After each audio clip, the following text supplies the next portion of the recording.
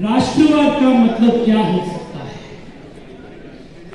मेरा मानना यह है कि हिंदुत्व ही राष्ट्रवाद है और राष्ट्रवाद ही हिंदुत्व है।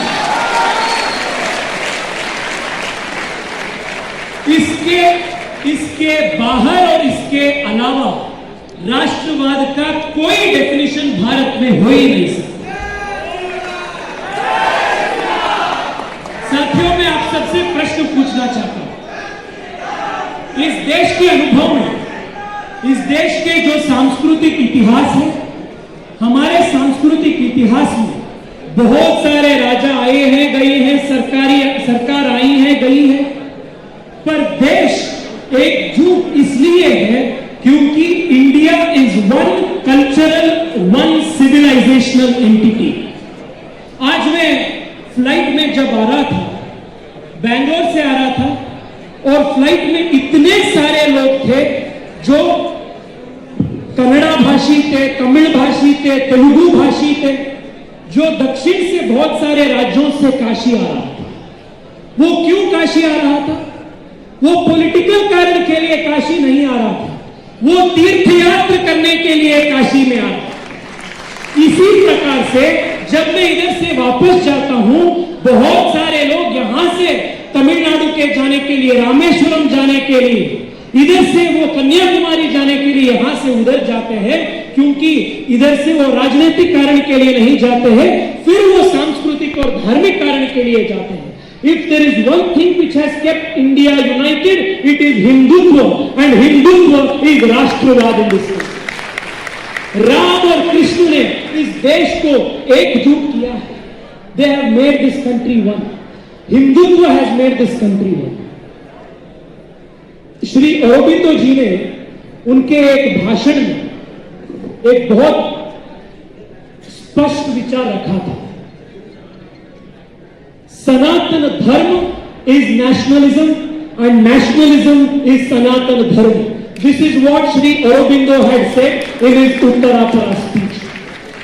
मैं इसलिए आप सबसे रिक्वेस्ट करना चाहता हूं, आप काशी से आते हैं, आप कितने हो सके उतना पंडित मदन मोहन मालवीय जी का किताबें विचारें पढ़िए, विवेकानंद जी का विचार पढ़िए, श्री अरबिंदो जी का विचार पढ़िए, और बनारस हिंदू विश्वविद्यालय का स्थापना पंडित मदन मोहन मालवीय जी क्यों किया, उसका उद्देश्य क्या था, ये सब आप जानने से राष्ट्रवाद का जो ठीक से डेफिनेशन है, वो सच्ची डेफिनेशन है, उसको हम ठीक कैसे समझ सकते हैं और उसको जीवन में कैसे आत्मसात कर सकते हैं, ये दोनों विचार हम सबको बहुत स्पष्ट रूप में आएगा। और वेरी गुड क्वेश्चन अगेन, बहुत बहुत धन्यवाद, thank you so much.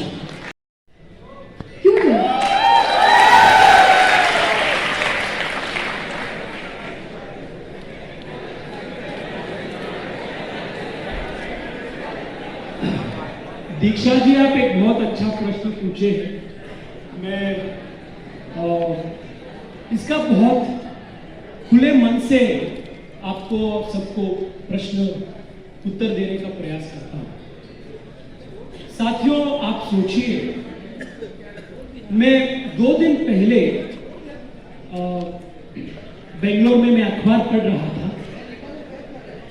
Karnataka में अभी एमएलसी का चुनाव अभी हो रहा है। सभी पार्टी प्रत्याशी को, उम्मीदवारों को चुनने का काम में सभी पार्टी बिजी है।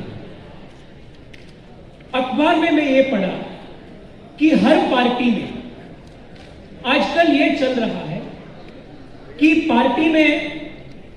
पार्टी के सीनियर्स ने पूछ रहा है, जो लोग इंटरेस्टेड है कैंडिडेट्स होने के लिए, उनसे पूछ रहा है कि भाई ये रमेश गौड़ा ने इलेक्शन में 10 करोड़ खर्च करने के लिए तैयार है, आप कितना कोटी खर्च करने के लिए आप तैयार हो? और वो बोल रहे मैं 15 करोड़ खर्च करने के लिए तैयार हूं।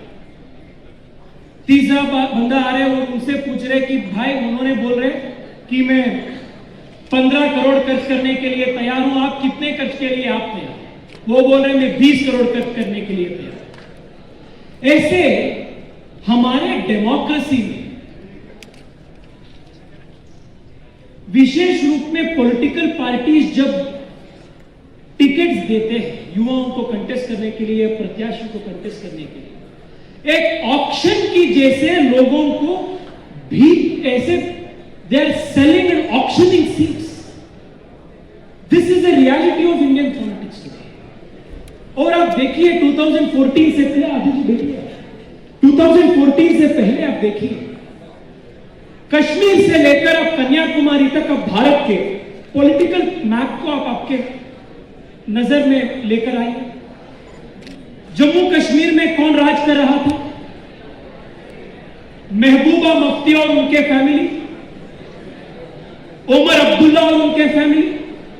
आप थोड़ा नीचे आइए, पंजाब में कौन राज कर रहा था? बादल और उनके फैमिली. आप उत्तर प्रदेश में आइए, उत्तर प्रदेश में आप सब जानते ही हैं जनाब अखिलेश जी और उनके परिवार. आप बिहार में जाइए, लालू और उनके परिवार. आप हरियाणा में जाइए, चौटाला और उनके परिवार. ओडिशा में जाइए, पटनायक जी और उनके परिवार. आप आंध्रा में जाइए, वाईएसआर और उनके परिवार. आप कर्नाटक में आइए, देवेगौड़ा और उनके परिवार. आप तेलंगाना में आइए, उनके उधर केसीआर और उनके परिवार. तमिलनाडु में आइए, करुणानिधि और उनके परिवार. पूरे देश में पॉलिटिकल पार्टीज में ऐसा कब्जा हुआ था ये परिवारवाद का, एक आम युवा को सोच भी नहीं सकते थे. He couldn't even dream that a change is possible and a common young man can get an opportunity to contest an election. साथियों, मैं आपको बताता हूं, मैं इसलिए भारतीय जनता पार्टी को चुना, इसलिए मैं मोदी जी का भक्त हूं, योगी जी का भक्त हूं और इस पार्टी का भक्त हूं, क्योंकि पहली बार 2019 में 28 उम्र के एक आम युवा जो सामान्य परिवार से आते हैं, मेरे जैसे युवा को पार्टी ने आशीर्वाद देकर संसद में भेजा. ये सिर्फ भारतीय जनता पार्टी है. If democracy is alive and thriving in India today, it is only and only because of the Bharatiya Janata Party and no other party. Bharatiya Janata party के अलावा जो भी पॉलिटिकल पार्टी है, ये सब पॉलिटिकल पार्टी नहीं है, ये प्राइवेट लिमिटेड कंपनीज है, ये पॉलिटिकल पार्टी नहीं है. This is why I am with the Bharatiya Janata Party, and which is why I ask all of you, all young people, to support the Bharatiya Janata Party, because this is a party of young people, this is a party of common people, this is a party which will give you an opportunity. आप booth अध्यक्ष आज हो सकते हैं, कल आप इस party के राष्ट्रीय अध्यक्ष हो सकते हैं. ये सिर्फ भारतीय जनता पार्टी में ही संभव है. साथियों, पॉलिटिक्स का मतलब क्या है? मैं आप सबसे एक प्रश्न पूछना चाहता हूं. पॉलिटिक्स का मतलब यह नहीं है कि हम खुद एमएलए इलेक्शन पे लड़े या एमपी इलेक्शन पे लड़े या मंत्री हम खुद बने. Politics is being aware of what is happening around you. Politics is being aware of what is happening in the nation, and politics is being an aware and responsible citizen who participates in the discussions, debates and processes of democracy. And मैं ये मानता हूं कि जो लोग वो whether he is 7 years, whether he is 70 years, आप भारत में रहते हैं, आप एक responsible citizen हैं, तो आप भारत में जो भी चीज हो रहे हैं उसमें आपका भी एक रोल होना बहुत अनिवार्य है. इंग्लिश में एक कहावत है, मैं बोलता हूं, उसको ट्रांसलेट करने का भी प्रयास करता हूं. You may choose not to be interested in politics. सुनिए ध्यान से. You may be interested, you may choose to not be interested in politics, but you cannot choose to not be affected by the outcome of politics. इसका मतलब यह है कि आप politics से आप दूर रह सकते हैं, पर पॉलिटिक्स के जो इंपैक्ट होते हैं, उसका जो परिणाम होते हैं, उस परिणाम से आप नहीं बचा सकते. इस कारण के लिए पॉलिटिक्स में हम सबका एक रोल है। मैं आपको उदाहरण देता हूं। आपके एक वोट जो आप 2014 में दिया और 2019 में फिर एक बार आप दिया, आप एक वोट के कारण आज जो 500 साल से नहीं बना था वो भव्य राम मंदिर आज अयोध्या में हो रहा है, आपके एक वोट के कारण।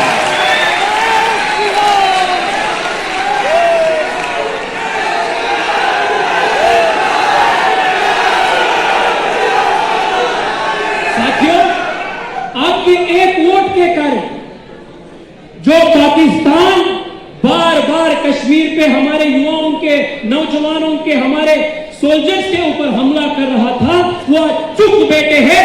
आपके सर्जिकल स्ट्राइक के बल दिया अपने एक वोट के माध्यम से।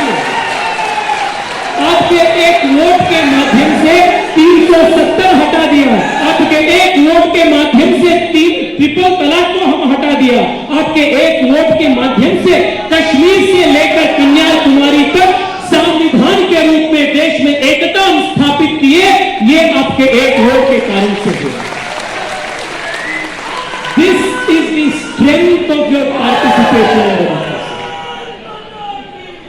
इसलिए मैं आपको स्पष्ट तरीके से बताना चाहता हूं कि आप जब स्टूडेंट हैं, आप छात्र हैं, आप विशेष रूप में तो प्रोविडेंट फंड हम बोलते हैं, एम्प्लॉइज प्रोविडेंट फंड, उसका आंकड़ा कल सरकार ने रिलीज किया है। सिर्फ पिछले 2-3 साल में 4.5 crore new employment opportunities have been created in India. This is a record by itself in the last so many years of this government.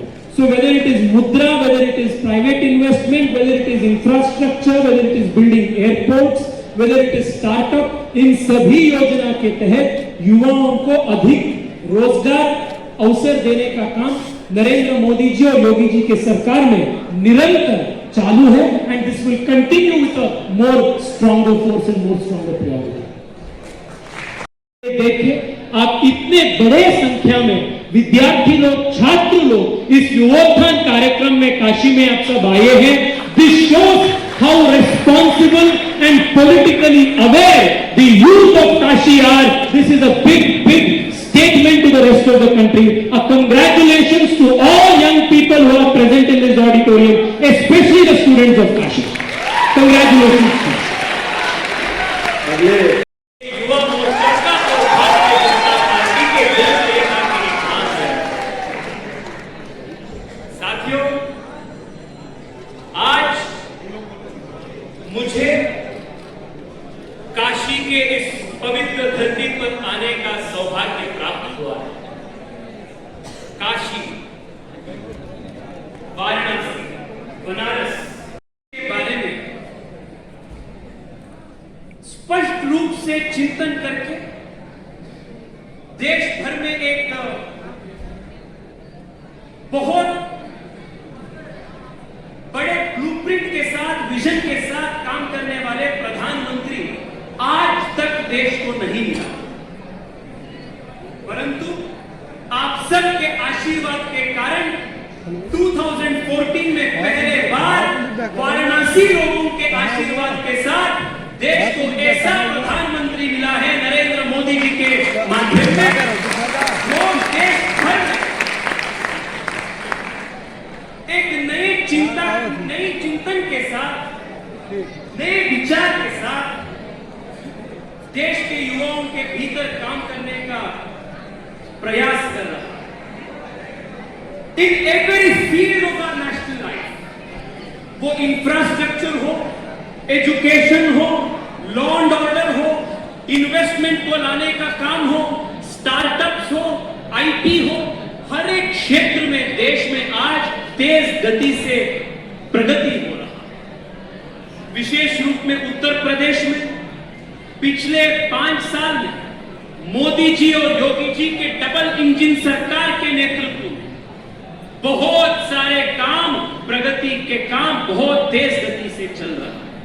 आज उत्तर प्रदेश एक्सप्रेसवे प्रदेश के नाते पूरे देश भर में जानने वाले हो रहे कि क्योंकि इतने सारे एक्सप्रेसवे का काम उत्तर प्रदेश में चल रहा है। इतना ही नहीं, बहुत सारे एयरपोर्ट्स, वो डोमेस्टिक एयरपोर्ट्स हो या इंटरनेशनल एयरपोर्ट्स, वो उत्तर प्रदेश में बहुत सारे संख्या में आज काम चल रहा है।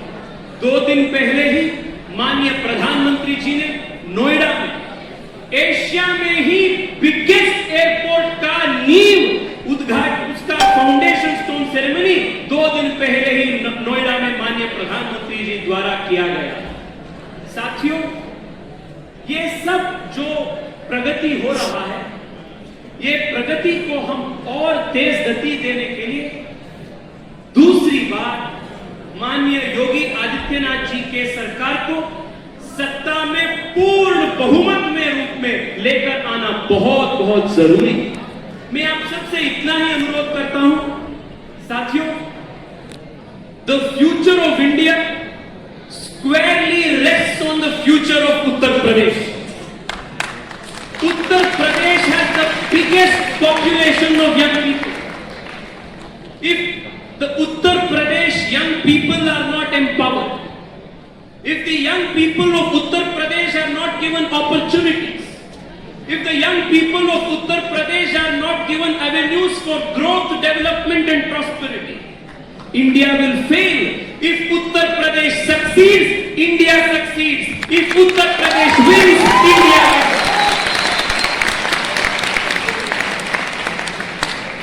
साथियों, आप देख रहे हैं कैसे चुनाव आते ही सपा जैसे दल तुष्टीकरण के राजनीति, जो उनके ट्राइड टेस्टेड मॉडल्स हैं, वो ट्राइड टेस्टेड मॉडल्स पर ही निर्भर हो रहा है। चुनाव आते ही जिन्ना के चीनी को बोतल से निकालकर तुष्टीकरण राजनीति करने का प्रयास जनाब अखिलेश ने पूरे उत्तर प्रदेश में कर रहा। मैं पहली बार में राष्ट्रीय अध्यक्ष होने के बाद तमिलनाडु में गया था, पांडिचेरी में गया था, बिहार में चुनाव प्रवास में गया था, 2-3 दिन पहले मणिपुर में गया था। साथियों, सपा और उत्तर प्रदेश के अलावा किसी प्रदेश में राजनीतिक दल परफ्यूम बांटने का काम करना मैं आज तक देश भर में नहीं किया, नहीं देखा। मैं हमारे कार्यकर्ताओं से पूछा, भाई ये अखिलेश जनाब ने परफ्यूम क्यों बांटे? उन्होंने बताया कि उनके जो 5 साल के जो दुर्गंध का काम था, वो दुर्गंध छिपाने के लिए परफ्यूम बांटा।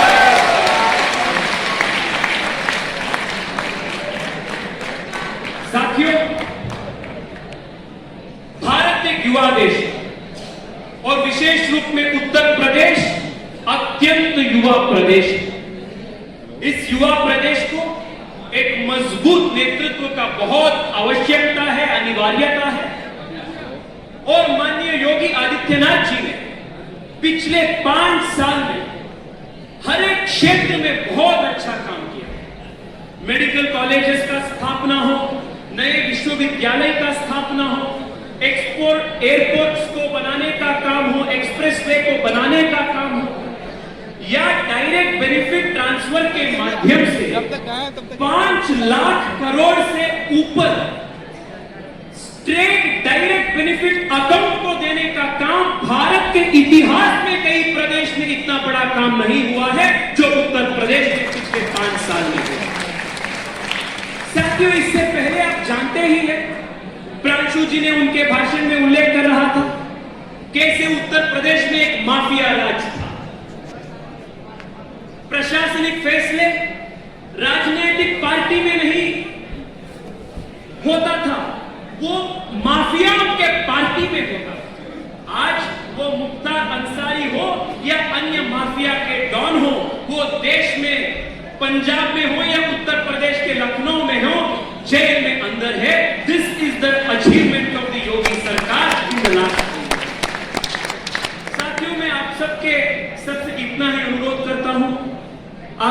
जानते ही हैं कि देश में आज माननीय प्रधानमंत्री नरेंद्र मोदी जी के नेतृत्व में तेज गति से प्रगति का काम, अभिवृद्धि का काम हर प्रदेश में हो रहा है।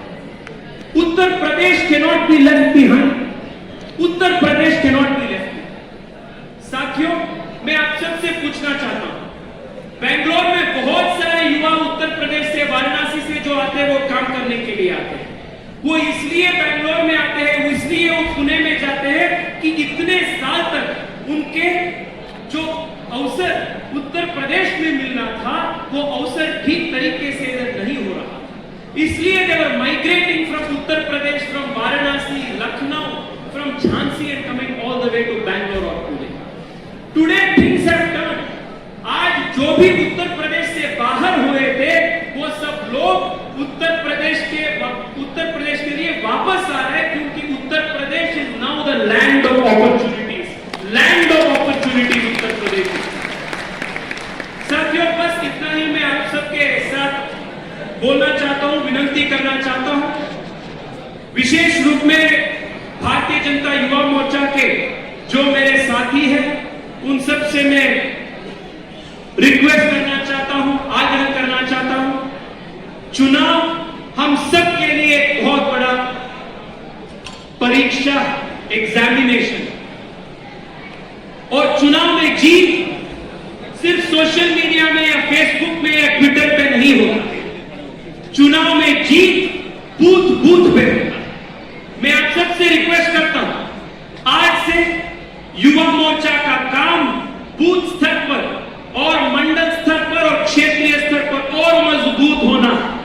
हम सब प्रयास करेंगे, क्योंकि ये प्रयास देश के लिए है, उत्तर प्रदेश के लिए है, सत्ता के लिए नहीं है। यही विशेषता है भारतीय जनता पार्टी का। मैं आप सबसे रिक्वेस्ट करता हूं साथियों, आप 10 घंटा काम कर रहे हैं तो कल से 11 घंटा काम कीजिए। If you are working for 20 hours as your national president of the Bharatiya Janata Yuva Morcha, I demand you to give me 24 hours for the party from tomorrow.